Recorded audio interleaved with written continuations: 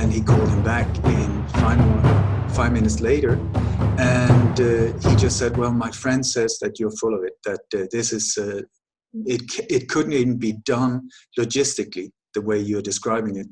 So he says you're wrong, so you must be wrong. I said, I don't know. Like I said, I'm super happy if I'm wrong, because I prefer clear blue sky to breathing in this crap.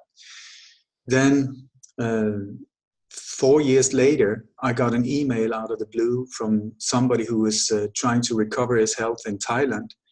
And the email was labeled Willem Laptop. That was the sender. So I thought, Willem Laptop, that's a strange name. But anyway, so he contacted me and said that he had been wanting to make a difference in the world. And he had this idea about bringing speakers together, people that he believed in. And he didn't know how to do it. And then he was just cruising around on YouTube, and he found me. And something clicked. He said, there was something about you. And I know what that is. It's because when I come from the heart, and that is what resonates in other people with the same heart frequency. Boom. So anyway, make a long story short, I had put him in contact with people in Denmark that made the Open Mind Conference. And 3 months later, I think the first conference in Holland, where I was one of the speakers, was arranged by Willem and Frank from Open Mind in Copenhagen. So amazing. And then, I mean, the first time I saw Willem, I loved him. That was it. Amazing guy. And so I invited him down here to the south of Spain where we live, and he came. He's a former commercial pilot, 25 years. And so he had to drive down here, because if he goes on a normal plane today, it will kill him, except for the Dreamliner, I think it's called. It's the only one, I think, with a new type of air system.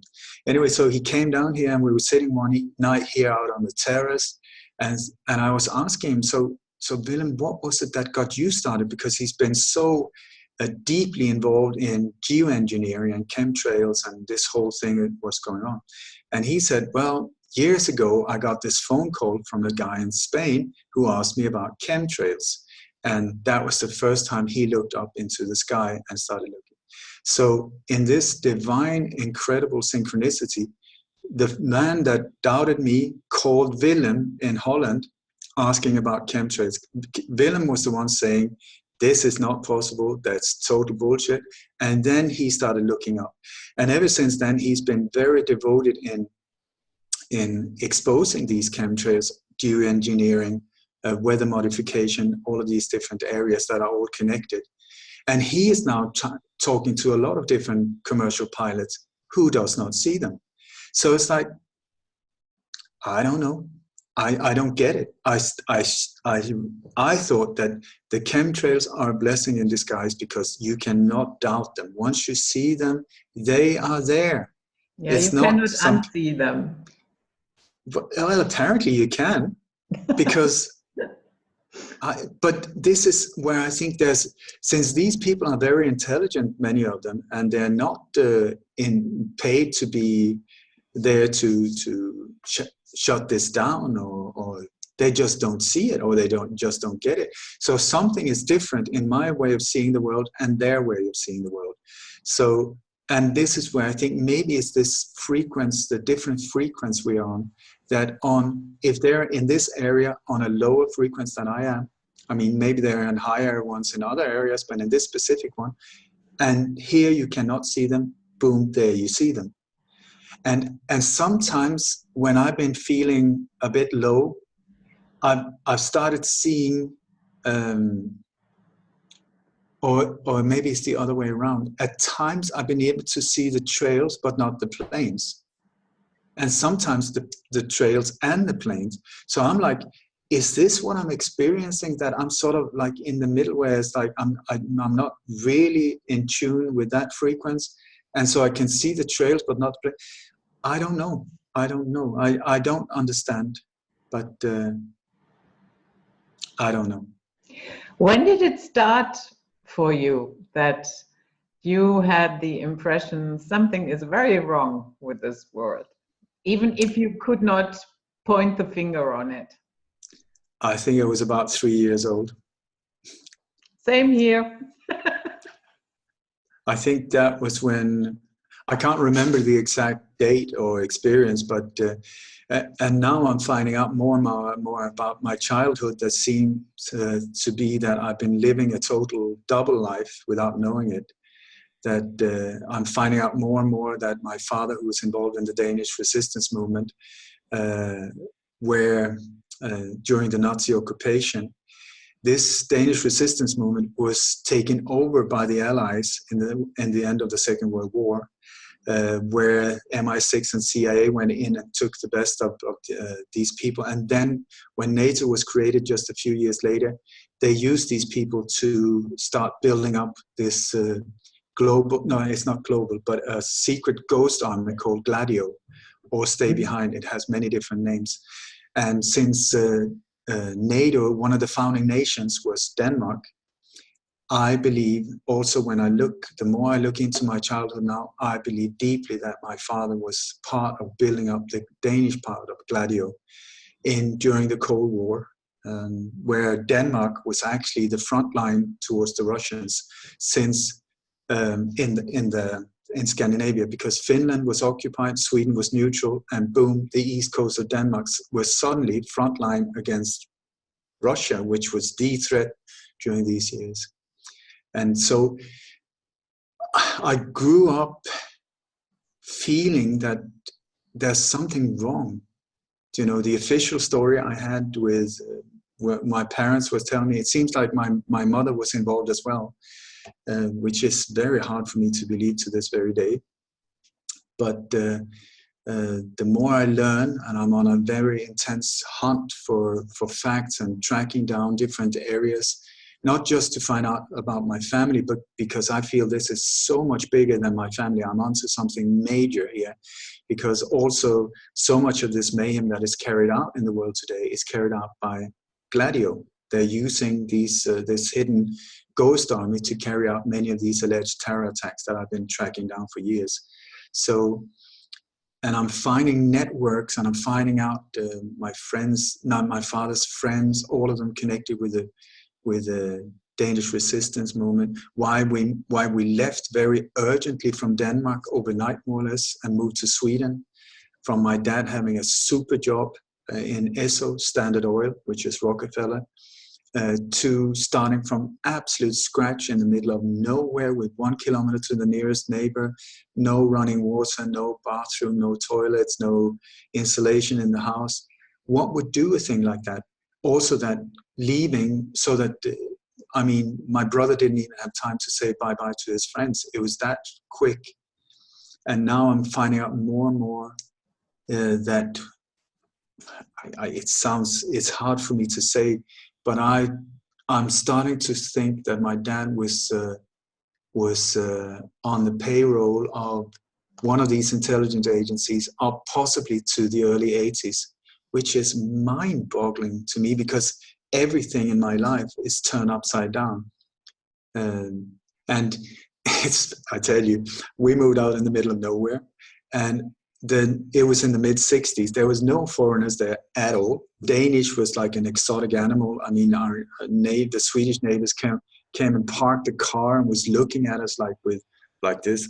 Oh my God, they can move as well, and they're eating some weird stuff. It was that. It's like not like today. And since we were the first ones, we were sort of very unusual. And then within a few years, the 3 neighboring farms were also bought up by Danes that were all connected to the Danish resistance movement.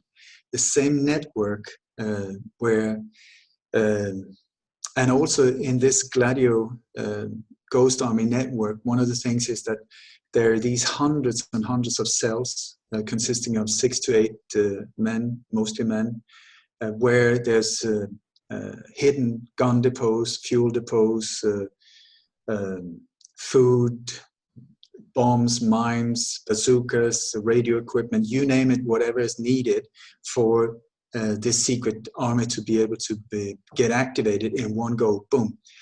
And when I grew up, there were all of these strange things, like it doesn't really make sense, but I noticed, but I didn't understand. And one of the things was that my dad, who was not interested in sports or had any interest in tennis, whatever, and we were living in the middle of nowhere, decided to build a tennis court, which was like, okay. So he got bulldozers there, and I mean, he spent months fixing this tennis court, never to play on it, not once.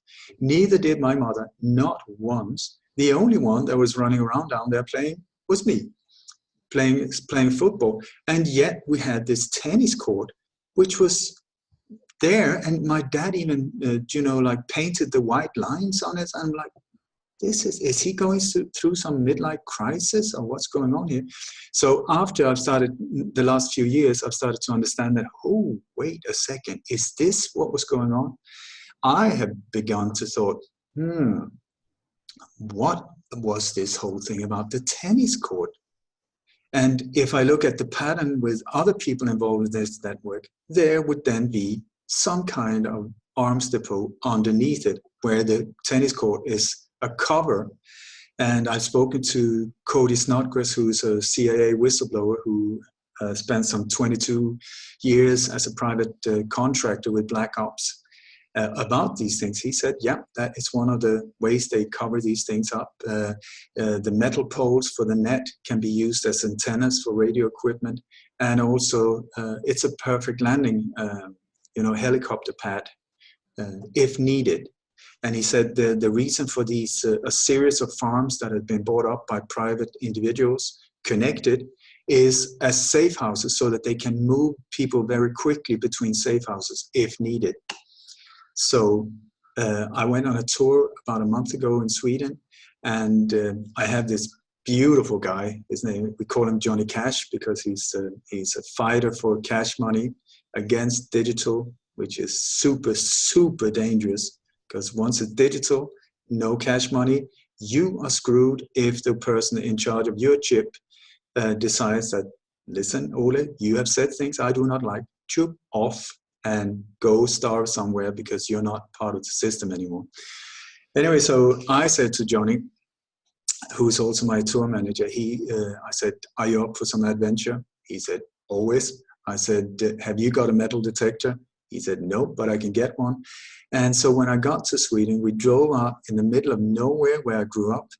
And he was like, I just can't. When you said in the middle of nowhere, I thought you were exaggerating. But he said, now I see what you're talking about. So we went. We found the farm. I spoke to the current owner, and I said, listen, I lied. I said, when I was a child, I lost something down on the tennis court. Do you mind if I go down and look for it with this metal detector? And he said, we've been living here 16 years. I've heard of this tennis court, but I've never even seen it. So I said, well, I know exactly where it is. So we went down there. But now, where there used to be forest, that's cut down.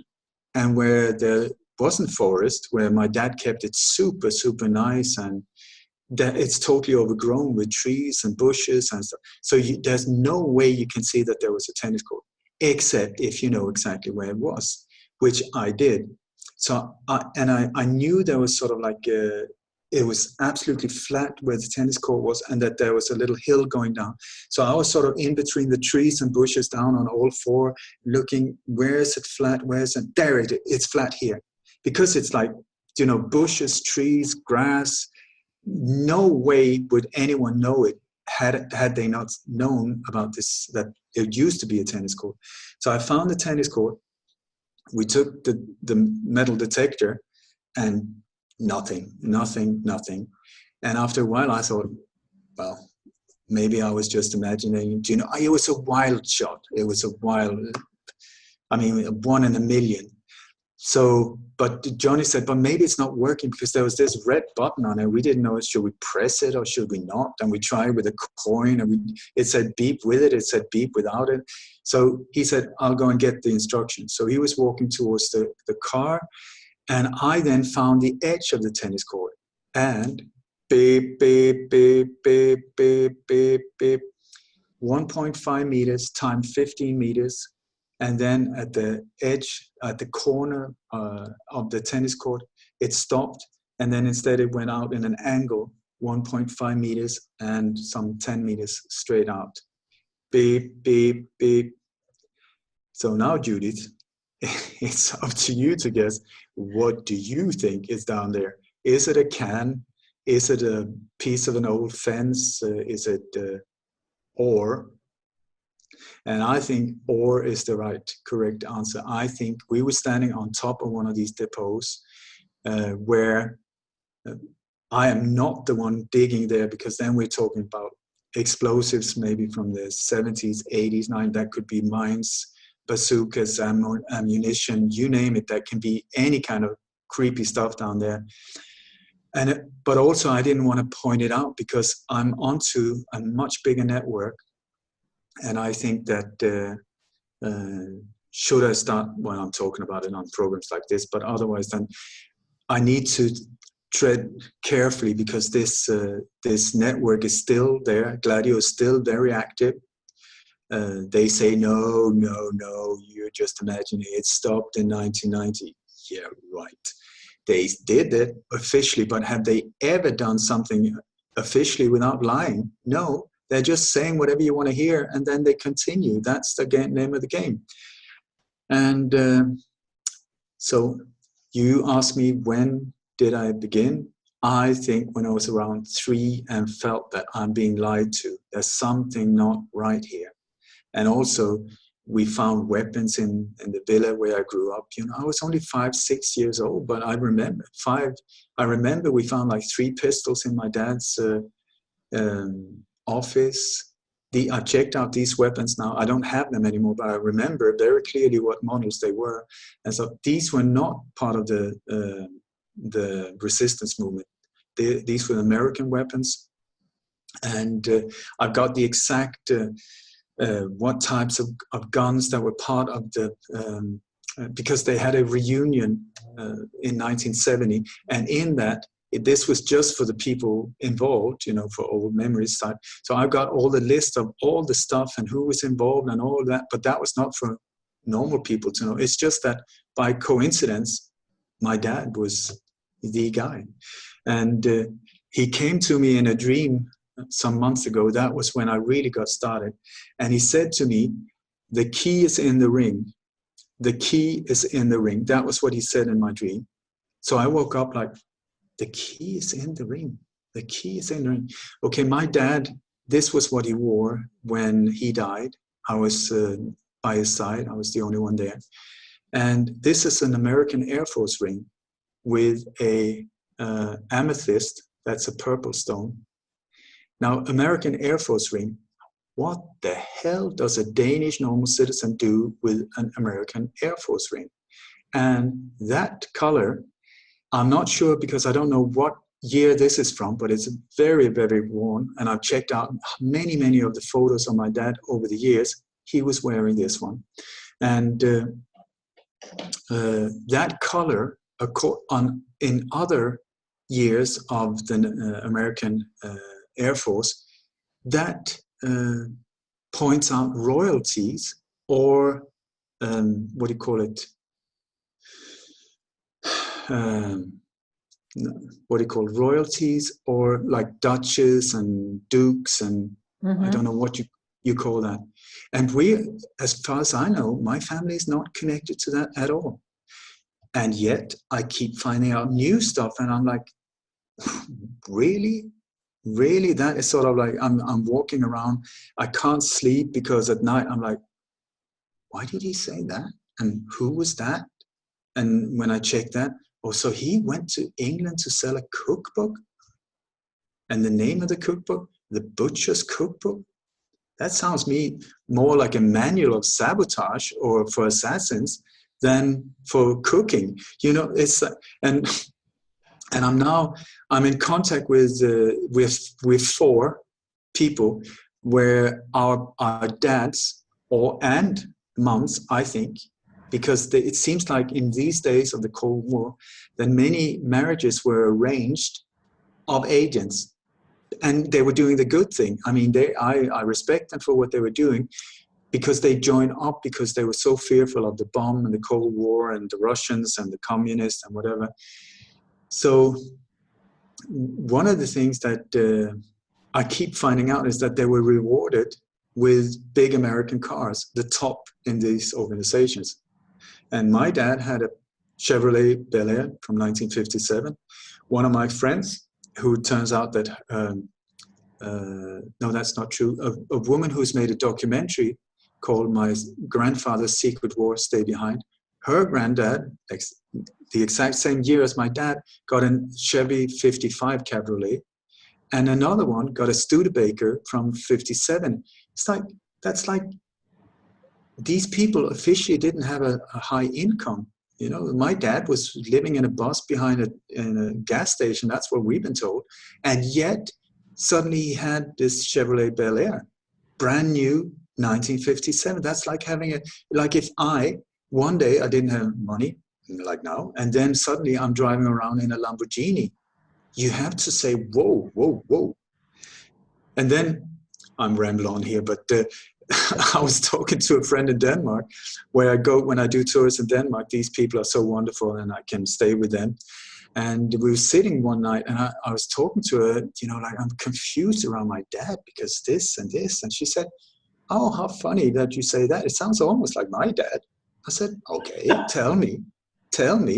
And she started talking about her dad. Well, he was at that military installation there. And I said, my dad was there as well. What year was that? That was yeah, my dad was there as well. Well, he was this and he was that. And yeah, and then there's this photo that it was very precious to him. I said, okay, so please, can I see? Yeah, it's from the military. So I said, please bring it. I would love to see it. So she just brought this little photo, and it's her dad standing in full combat outfit, you know, even with bushes on his helmet. And next to him, it's a photo of two people. Guess who the other person is? Your dad? Dwight Eisenhower, Oh. the president of the USA. Okay. And then we started looking around. We found letters from her dad. This is my friend in Denmark who had no idea. Her dad was sending letters home from Fort Benning in Georgia. That is special ops. That is the School of Americas for Assassins. That is the super duper military, hard-hitting badasses education in the US. That's her dad. And the more I look at it, I am convinced that my dad and that they knew each other. And now there are four of them that knew each other. And I think these four were four of the top players in Denmark under the Allies. Was it MI6, CIA? I don't know. But it's when I talk to you in like 6 months, I will tell you a lot more. Okay. Here and now, it's excuse me. What was the official job description of your father? My dad was, he was in the military in the Second World War. Mm-hmm. And then when the Germans came, he went underground and he went into the resistance movement, where he was part of all kinds of so-called illegal activity. Then after the Second World War, his job was to drive around in Denmark and find out where to put towers, anti-aircraft towers, so that should hostile aircrafts enter Danish territory, they could be identified via these towers, you know, observation towers. But Denmark is flat like a pancake, and there's about 10 years that I don't know what he was doing. And it's the same with these other people. Between 45 and 55, I have no idea. But the more I'm starting to find out, it seems like they were recruited, these people I'm talking about, in the end of the Second World War. And then in the early 50s, they were sent to the US to be educated. Like one of these four, he went officially to the States to get an education as a dentist, as you do. So he went there, but instead of being educated as a dentist, he ended up as an elevator operator. one of these guys with a hat and point. So, okay, bad luck. Well, where was he an elevator operator? Well, in the exact same building as Alan Dulles, the head of the CIA, and John Foster Dulles, his brother, the what do you call it? The foreign minister. So here, I mean, we have my friend father who's standing next to Dwight Eisenhower, who when he was in Fort Benning in Georgia, Fort Benning, General Lemnitzer was there as well. These are people that was so involved in the JFK assassination and overtake as well. Key people were there at Fort Benning as well. Then you have this guy, one of these three he was an elevator operator in the same building as the director of the CIA and the US foreign minister. I mean, what are the chances? I ask you, what are the chances? And then all of them bring back these big cars, including my dad. Why was he rewarded? And I believe that many of these, I'm not boring you, am I? No, Okay. I find this very fascinating. Go ahead. So when we were children, like I said, when I was 8, we moved to Sweden very urgently. Boom! But I've always been told, oh, it was because your mother loved the forest and she thought the birds were so cute and it was so wonderful. Okay, that is, I can accept that, and I've always accepted that until now. But in 1952, like I said before, the eastern coast of Denmark was the front line towards the USSR. And in 1952, when the other people were sent to the US, I haven't found proof that my dad was sent there as well, but I do believe he was. Between 52 and 54, there was a series of underground bunkers, NATO bunkers, highly sophisticated ones, underground, built in the exact same areas where we went on holiday. So we were running around by the sea. Oh, it's so cute. Let's go for a swim. Where's Dad? Well, he's just going to go and get a newspaper or whatever. I don't know where he went, but now I'm finding out that like 18 meters underneath where we were running around playing, there's a super duper high-tech NATO underground base that is now a Cold War museum. So I'm going to go there in a few months and check it out in Denmark, because I believe possibly my dad was part of creating this underground base. And just a few kilometers, we're talking like 3 kilometers. I mean, Denmark is a small country, but not that small. But here, just a few kilometers from where we used to go, and where there's this NATO base, and my father's boss in the resistance movement had a villa right on top of this underground base. So the entrance down into this almost went through his garden. Is that a coincidence or not? And then, oh God, it just goes on and on. And then I think that when I look at, like I try to see patterns, how other people, what they've gone through, and then I check with myself, my own life. And one of the things that it seems like these families were doing was that they were recruiting their own sons, mostly sons in these years, that the firstborn seems to have been very important. I think this goes into Freemasonry as well. There's possibilities that my dad was a Freemason as well, which I find strange, but I think these networks, and my brother, I'm the middle one, and my brother, I think he was the one that they wanted, but he was born, he was a blue baby. He had a very difficult birth, like 32 hours, and at times with no oxygen. Mm. And I think that he has a slight brain damage, which does that his empathy for other people is not so strong. And also sometimes his reactions are a bit like, whoa, whoa, whoa, And possibly this is why I think that they checked him out and they said, we cannot have someone that just start speaking or talking or do things that you cannot totally control, that is not safe for the organization. And then I think they went on to me. Because when I look at my life, it's like I was being tested in bizarre ways without getting it at all. And I was so not their guy.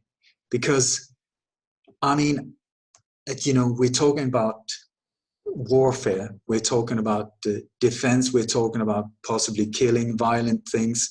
And like, I don't step on ants. I'm more into arts and music, even though up until I was 22, I was totally focused on becoming a gunsmith because the whole handicraft and also the old Wild West was my whole life. If I'm a geek in this area, I was a geek in the Wild West, and I was practicing, quick draw and axe throwing, knives, whips, lasso, you name it. That was my life, because I was very lonely where we grew up there. So I had plenty of time to practice. And so when we went in the holidays to Denmark, we went to see these friends, and more or less the people we met were all connected to the resistance movement. And in one of these farms, the barn was made into a shooting range. I mean, now when I think of it, and then I just thought, oh, how cool is that? And now I'm like, in Denmark, really? There are no guns in Denmark. And I remember this farm, you open a closet and there was like a Bren gun. That is like a machine gun with a stand. I mean, what? But nobody really knew. It was just standing there. There were rifles where you put the umbrella, there were rifles standing there, pistols this and pistols that. And on the upper level of the barn, they had built out of hay balls. Now, what do you call it? Like a haystack, but these things with ropes around them. I don't know what you call them, but building blocks. So you could go up there and it looked like a massive big mountain of hay, but there was an entrance if you knew how to get into it. And you went into it, and we were standing in the middle of it, and there was like a long opening, so a firing range, so we could stand there, shoot all kinds of weapons. I mean, I was tested out. I mean, I was in paradise. Boom, boom, boom, boom, boom. You couldn't hear a sound on the outside. Absolute nothing.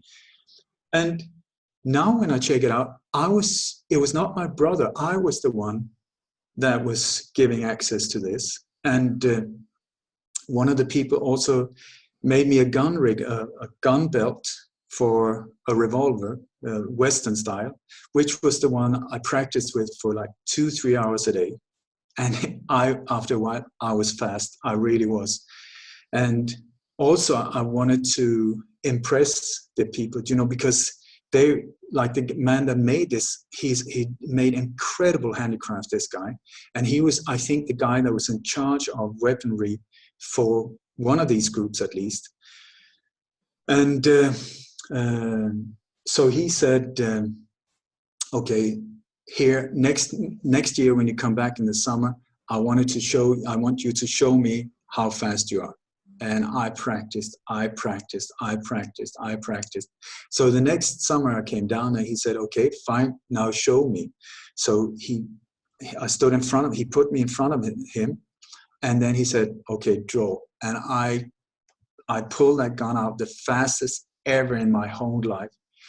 And when I did that, I mean, the second I pulled it out, he smacked me right in the face really hard, like, pow! And he said, how dare you aim a gun at me? And I was totally confused. And I've been confused to this very day. I think it has also really messed me up when it comes to succeeding, because it feels like you succeed and it's combined with pain. Mm. And also there were other times when he said, let's go out shooting. And he brought his Winchester and he gave it to me. And I shot better than him. As soon as I shot better, he just took the gun, didn't say a word, went home. One time he had this massive big bow and arrow, and he had put like heads of mannequins on poles. I mean, it's like a James Bond movie. But anyway, I'd never, ever touched one of those. I get one arrow fired and it hits bullseye. It was pure luck. I mean, absolute pure luck. He just took the boat, did not say anything, went home. And I felt, I succeed, I get alone. People leave me. It's painful, confused mind. And another time we were driving home, and there was this pheasant, this bird, forest bird, a pheasant, that was running across the road. And this guy who was a fisher was very kind and gentle. He was just aiming at it and accelerated the car to try and hit the bird. And I stopped him, like, what the hell are you doing? And once again, very shocked because confused. And now I think that if I was being tested, then they wanted to see how do I react if an animal is killed. How do I react with the shooting? If they just wanted to test out my skills, okay, boom, yeah, he's good. We go back. There's no need to do anymore. But I totally misinterpreted it. I thought, I'm good, I'm alone. I would be left alone. I'm isolated. And the reason why he hit me, I was told the other day by a Dr.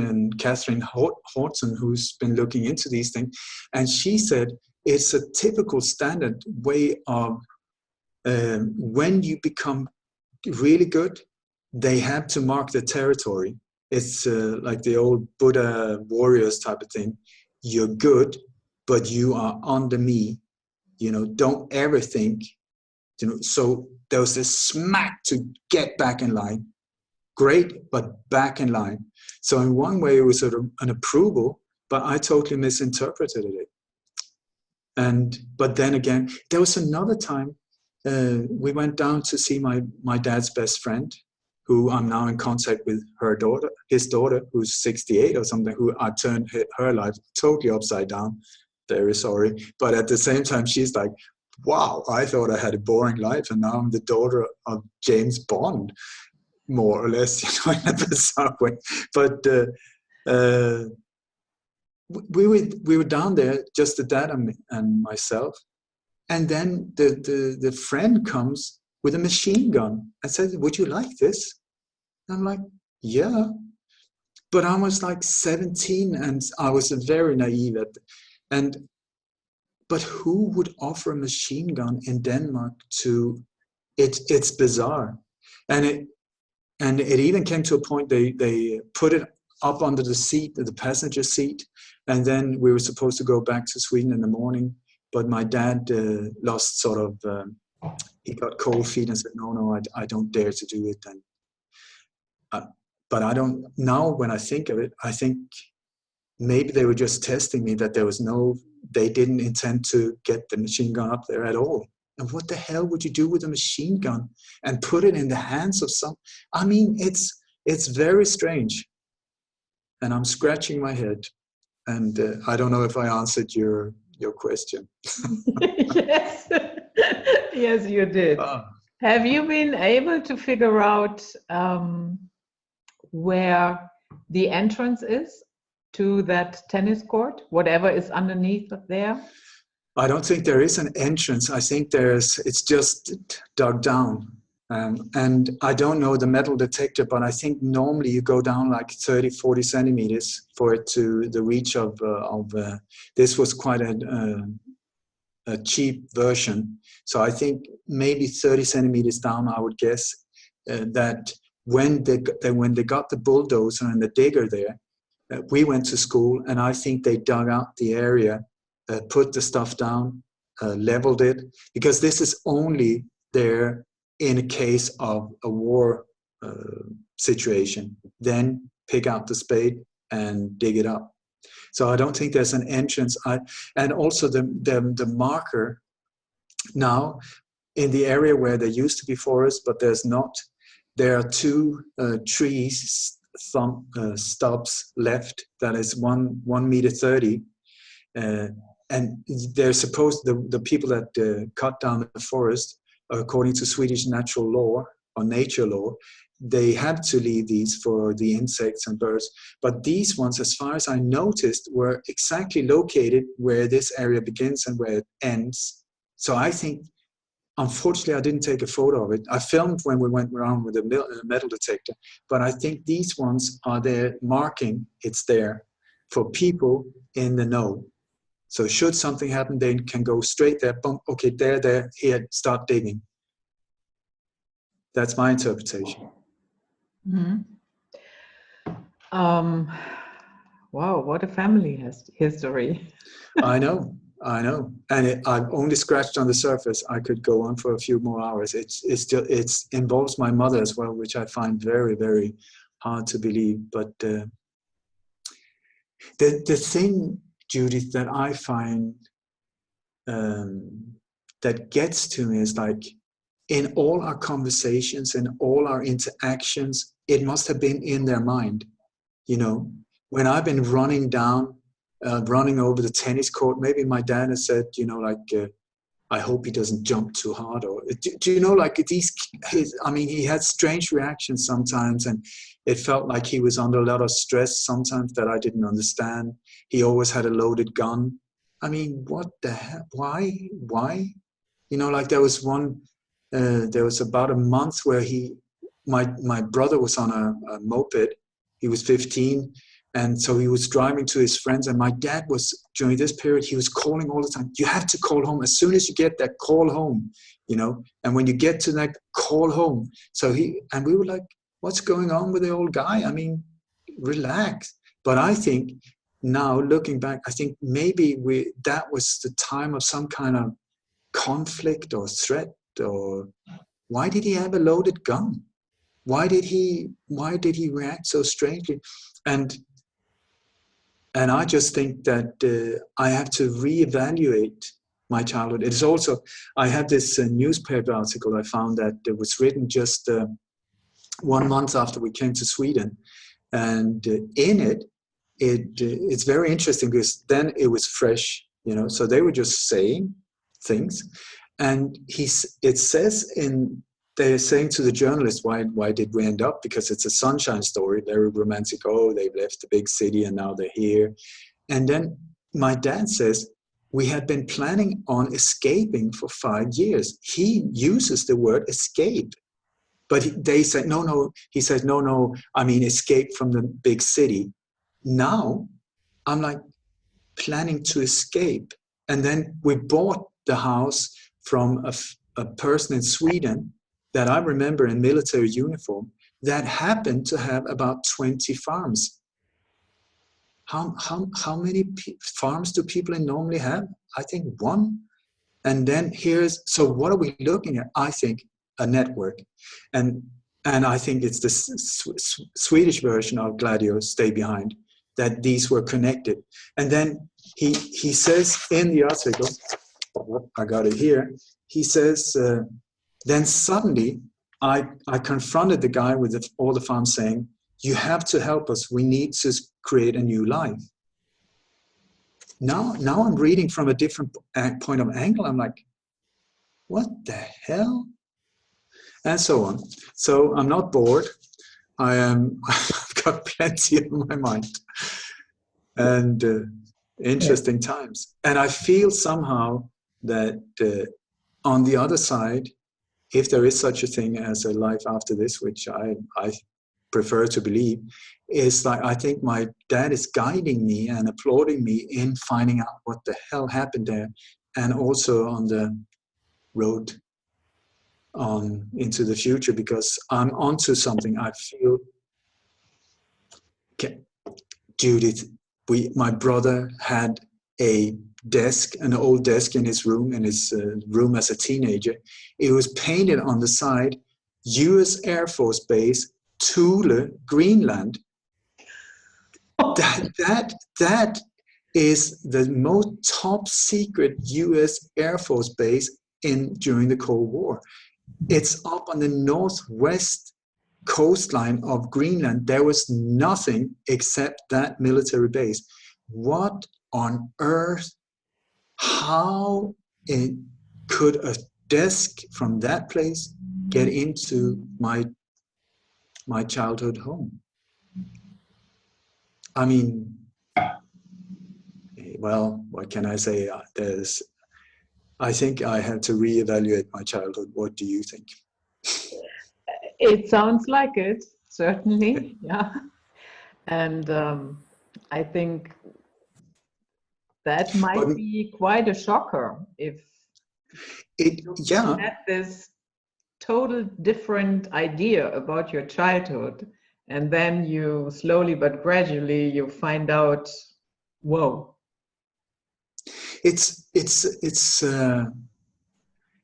I'm happy about it because it helps me understand my dad better, because I did not like him when I was a child. He had a very bad temper and he was very dictatorial. And now when I see what I believe his rank in this organization, I can totally understand why there was something about him where it was almost like he had this thing, like if you knew who I was, you would, stand like this. That he had this thing about him, and I'm understanding more and more now why. And I also think that just like in the dream, the key is in the ring. I think that this ring was the entrance in, like this secret silence, no secret language. There's so much symbology in Freemasonry and all these different ranks where you don't leave any tracks behind you. But I think this was the one that opened doors for him. This was the one that when he came somewhere, it was recognized and people just like, well, whoa. The people in the know, not normal people, would have no idea, including myself. So, well. So you have a lot to do. Always, always. Yeah. Ole, that was very, very nice and very, very personal, I have to say. Thank you for that. You're most welcome. And thank you so much for starting this whole thing up. I know Germany is an area that is really craving for truth in all forms. And I mean, you are living in an American air base or a military installation. You are not free. Germany has never been let free after the Second World War. A lot of people are not aware of that. There's a lot of CIA installation and all kinds of crap that are there in your beautiful country. I think also you living in a country where anything negative about the official story about the Holocaust is benefited by putting you behind bars. What the hell is that? Germany, if anyone, should be interested in finding out anything that would take the guilt away from its beautiful people, I would say. But here we have the exact opposite. And why is that? Because it's not a German state where Germans are in control. So I'm very sorry for your situation. I'm doing everything I can to help release this shackle and this strangled grip that you're living under. Because there are these unseen forces in your country, other countries as well. More or less all of them have the same thing, but in your country, it is so spot on. And so it's interesting because when I enter into Germany, I do not know if I'm going to exit, because I've been speaking out about these things. And like not long ago, I didn't call home, and my sweetheart Kim here, she was crying for about 24 hours. She thought that I'd been taken in Germany. For what? For being curious, for being a truth seeker, just for wanting to find out what is going on. Is that a reason to be put behind bars? I ask you. Mm. And I think not. And I think also, listen to Voltaire. He said, to find out who controls you, find out who you're not allowed to criticize. And that will point you straight there. And one of the key things is the so-called Holocaust. That is a dead giveaway if you start looking into it. And by the way, my YouTube channel had just been terminated yesterday, and my Google account has been deleted, right, boom. This censorship is hitting hard. It is hitting hard. Now my Skype, boom, I can't use Skype here. my website was hit again here just, how long is it ago? 3 months ago. It took 6 weeks to get it back up. I had 3 people in 3 different countries working non-stop for 6 weeks to get it back up. They totally nuked it and ambushed and booby-trapped the whole website, so it just kept exploding. So, but which is telling you that you're doing something right. that's the thing. That's the thing. I have no intention of stopping. Absolutely not. This is just a sign of, you know, like if you receive flack, it's because you're right over the target, and that's just the thing. But it's very important for me to, from what my intention is, that I don't hit back with violence, because that's their language. That I don't hit back with revenge or hatred or anger, but to transcend it, I need to walk my talk and accept whatever comes in. And that is the only thing I can control, is how I deal with it. So this is what I try to do. Yeah. Your assessment of the situation here in Germany is spot on. And especially these days, when they are flooding Europe with migrants, you are not even, don't you dare even to ask the question, which is a very normal question: how are you going to fund this? No, right away, Nazi! But Judith, this is the thing. I'm known about this mass immigration that has been planned for, I think I started learning about it early 90s, in the 1990s. That's a long time ago. That's about 20 odd years ago. That was when, or more than 25, where through studying these people like David Rockefeller, Stravinsky, their own books, Agenda 21, this is not taken out of thin air. It is written, it is in your face, and it's there for everyone to discover. I mean, this has been planned for a long time. And this mass immigration is a massive, massive psyop. Massive psyop. Totally planned to divide and conquer and shut us up and destroy our nations one by one. Even, I mean, we bombed the living bejesus out of these countries like Syria, Libya, totally innocent countries, Iraq, Afghanistan, had nothing on their hands, no guilt whatsoever. Bomb the living bejesus out of them, get them moving. You know, it's like you have a stock of cattle, throw a grenade over there, boom, they will run that way. Okay, so, and it's the same here with the way these are being pushed. If you don't want immigrants, stop bombing their country. That would be an idea, I would say. But the idea is there.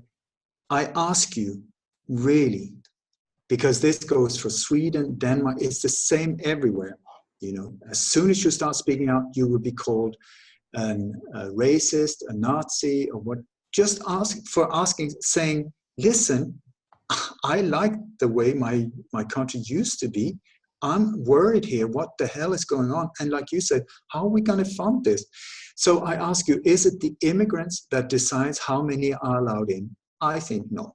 Is it the immigrants that are allowed to build, to give the permission to build mosques, to create a lot of irritation and hatred among people? I think not. Is it the immigrants that are the ones changing the laws, opening up the borders? I think not.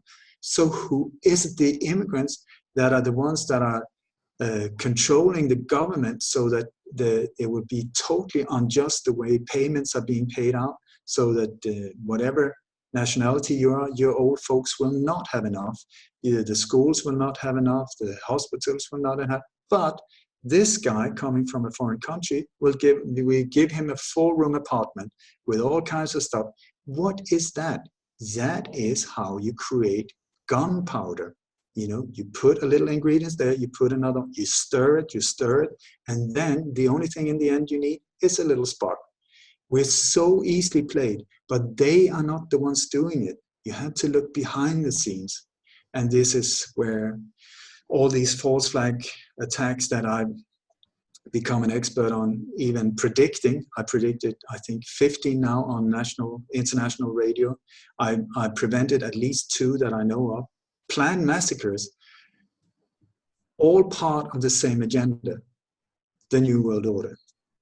To destroy everything and out of the ruins build up their New World Order. And that is a very dark place for us to go. So I don't want to go there, and I will do my best to transcend it before not long, because we're getting close now. We are getting close. This is the fun one, because now things are getting so ugly and so horrible and so wonderful at the same time, because the light and the dark goes hand in hand, like a drag racing competition. Because I think it's, as long as we're in this universe of duality, you need left to be able to understand right, you need up to understand down, and you need black, dark or evil to understand good and love. And at this point, until we transcend duality, it would go like this. But we're getting into a corner where it's just going, and we're getting close there. So either we go down, and if we go down, then I'm one of the first to say bye-bye. And if not, we transcend this whole thing, and then it's party time. Wonderful, wonderful, wonderful. But it's up to us to decide. We are the ones with the intention, what do we want to, and how are we going to solve this thing? By chopping them up in little pieces to garnish a pizza, or by somehow transcending this in a non-violent way. Yeah. I surely hope that is going to be the last option. Yeah, I certainly do not want to see a civil war here. What they are certainly aiming at. Yeah, no, it's the same. Denmark, Sweden, whatever country, and I think it's really interesting as well, because I know some languages, but I sure don't know all. And in Europe, there's a lot of different countries and a lot of different languages.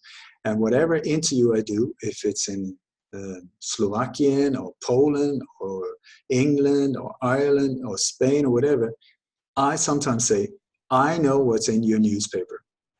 And they're like, well, how can you say that? You don't live here. No, that's true. You don't even speak our language. That's even more true. So how is that possible? Well, I can tell you what is in the German newspapers now. I haven't seen a German newspaper forever. But I can tell you it's a lot about the problems with immigrants. There's mass rapes. There's brutal murders. There's beheadings. There's like Muslims chop up the head and then they walk away in court laughing. There are no money for the old schools, for daycare centers, for hospitals, no money for that. But there is a lot of money for surveillance cameras, for militarized police. By the way, the police are they have no power anymore. The crime rates are so high.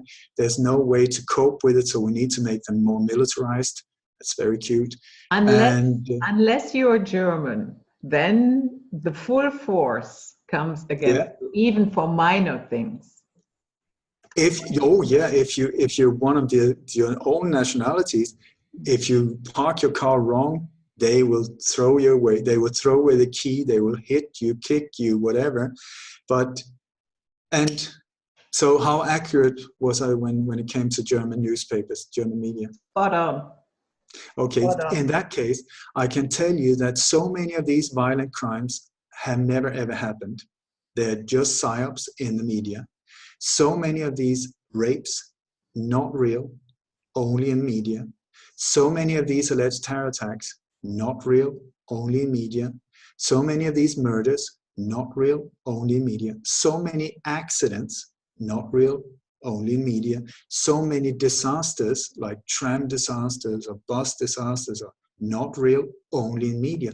How can I say that? Well, I've got people in key positions in a lot of different countries. I'm in an incredible situation at the moment, because I'm like a hub in an underground, it's not underground, but sort of network of information coming in. And I'm in contact with forensic detectives, police officers, emergency doctors, ambulance drivers, military advisors, you name it. some, I don't, even people from the CIA, FBI, MI6, not, no, but I'm like, I'm being contacted by all this, and I can ask their advice. Not that I know for sure that I can always trust them, but I ask their advice, and so many times I get back from them, no, the statistics, you cannot trust the statistics. The wave of crimes, it's absolutely not true. This, absolutely not true. That, absolutely not true. So who is behind it? And then you have to look at media and the role of media, who controls media, who is pumping and pushing this whole agenda. Look at the ones always reporting from these terror attacks or whatever it is. It's Associated Press, that's Rothschild, and you got Reuters, that's another one, same, comes from the same mouth, and everybody, CNN, everybody else is sort of, they're just watching, oh, and then they're right, and this was said, and this was said, and this was. Do you know, like in the CIA, like the controller of Lee Harvey Oswald, the guy that they said shot Kennedy, which he did absolutely not, he was trying to save him. David Atlee Phillips was the name of the controller, and he was later the boss, the chief of the Western Hemisphere for covert operation. I mean, a super player in this whole thing, David Atlee Phillips. He said that he could kill more people with his typewriter than most armies could. And this is exactly what we're seeing. It's through the written word, or the word coming through media, coming through reporters that are just writing from teleprompters, not doing the research they're supposed to do, through films, through music, through all of these different areas, getting into your mind, preparing you for doomsday. But it's not there. It's not there if we do not allow it. Yeah. And especially here in Germany, all the media outlets, they had to get their licenses from the CIA after the Second World War. And it goes hand in hand. This is exactly what I'm talking about. It started right after there, and this has just escalated. And it goes, it's the same in Norway, it's the same in Denmark, it's the same in Germany, Belgium, Holland. You got through the Bilderberg network, you got through all of these different networks, how they've done it. So these are the ways that we can unravel what's going on, because it's not by coincidence that something very similar is going on in England, as in the US, as in France, as in Germany. It's not coincidence, because it's the same club. So Angela Merkel or oh God, there's so many of these criminals, but it's not coincidence. And then check out, who are they partying with? Who are they, you know, who are they in the same little network? Who are at these Bilderberg meetings? Is it that is surprising then that they're following the same agenda? I think not. No. And with that said, Judith, I'm sorry I didn't get, I would have loved to hear more from you. I was just rambling on, but it's because at this point, my mind is just overheated by these personal things. So. Yeah, that is perfectly okay. Ole, since you've been terminated on so many platforms, tell people quickly where they can find your work. Okay. You can go on YouTube. I mean, it's just my channel that has been shut down, but many of my talks have been shut down. Normally, if I start talking about false flags in great detail, within 24 hours, boom, it's shut down. That should tell you something. So my website is lightonconspiracies.com, and I'm on Patreon. I'm on, we're trying to use many different platforms, because it's like there's incoming fire. It's ridiculous. While our website was down, we started tracking where the incoming fire was coming from. It was like being in the trenches. We were like this. As soon as we looked up, I'm not saying people were doing it, but there's all of these programs that can be used, and AI and stuff, to just knock people out. And so it was very interesting to be there in the front line. Felt like we were in the trenches of the First World War, and just see where the hell is this coming from. Anyway, so it was coming from a lot of different places. And so Patreon, my website, YouTube, Google me, I'm still there. My account is not, but I've done about between 500 and 1,000 interviews that should be there, out there somewhere. And if I could ask, if anyone thinks that what I'm doing is of benefit, please support me. The way I see it, I'm doing it for all of us. We're all in the same boat. Not everybody can do it. I have put myself in a situation where I'm making a major difference, I hope. And this is also why I'm being targeted. So that's part of the game. I've got donation buttons on my website, Patreon. Patreon is a fantastic system where like you pay like $1, and then I've got lots of interviews just for patrons. I do what's called Ole's Daylights, which is like 2-3 times a week. I do like a 10-minute video about, it can be anything about what's going on, about my life. I mean, there's quite a few people that find my story that is unraveling now quite interesting. And also, but what I do is also I try to, with everything I do, to empower people so that you feel uplifted afterwards, like, yes, baby, I can make a difference. If not in the big picture, then to my neighbors, to my cats, to my garden, I can make a difference. I can make a difference. That is the one. Instead of just allowing these horrible things to happen, because it's only because we allow it. That's the only, if we stand up and say, absolutely no, thank you very much, but absolutely no way am I going to accept this, it will stop. Yes. Judy, can I end with a prayer? Sure, go ahead. Okay. I'm not a religious person because unfortunately religion has been hijacked as well, if you ask me. Me not either. No, but I have this prayer that I love. It's from my Raja Yoga teacher, Nelani Chalera, and it goes like this. May the entire universe be filled with peace and joy, love and light.